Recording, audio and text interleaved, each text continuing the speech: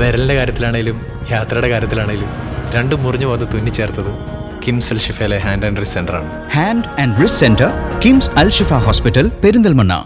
കൊണ്ടോട്ടി നഗരസഭ buds school വിദ്യാർത്ഥികൾക്ക് പ്രഭാത ഭക്ഷണം നൽകി തുടങ്ങി. പദ്ധതിയുടെ ഉദ്ഘാടനം TV ഇബ്രാഹിം MLA നിർവഹിച്ചു. നഗരസഭയുടെ വികസന ഫണ്ട് ഉപയോഗിച്ചാണ് പ്രഭാത ഭക്ഷണ പദ്ധതി നടപ്പിലാക്കുന്നത്. കൊണ്ടോട്ടി നഗരസഭയുടെ വികസന ഫണ്ട് ഉപയോഗിച്ചാണ് ബഡ് സ്കൂളിൽ പ്രഭാത ഭക്ഷണ പദ്ധതി നടപ്പാക്കുന്നത്.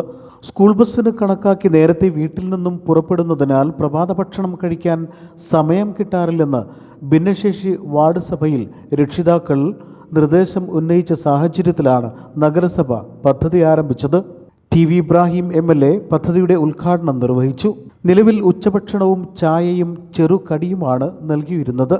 പദ്ധതി മാതൃകാപരമാണെന്നും ജില്ലയിൽ തന്നെ ബഡ് സ്കൂളിൽ പ്രഭാത ഭക്ഷണം നൽകുന്ന ആദ്യത്തെ തദ്ദേശ സ്വയംഭരണ സ്ഥാപനമാണ് കൊണ്ടോട്ടി നഗരസഭയെന്നും MLA പറഞ്ഞു.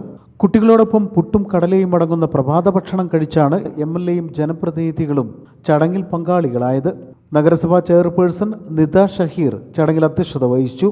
വൈസ് ചെയർമാൻ അഷ്റഫ് മടാൻ, ക്ഷേമകാര്യ standing committee chairman KP Firoz, വികസനകാര്യ standing committee chairman C Minimol, വിദ്യാഭ്യാസ standing committee chairperson Ramla Kodavandi, കൗൺസിലർമാരായ Swalih Kunnummal, Rahmathulla P, Shahida N, ICDS supervisor Shaiby Shameer Chundakkadan, PTA vice president Jaseena, Abdul Latheef, പ്രധാനാധ്യാപിക കൗലത്ത് P തുടങ്ങിയവർ പരിപാടിയിൽ പങ്കെടുത്ത് സംസാരിച്ചു. News bureau, Kondotty.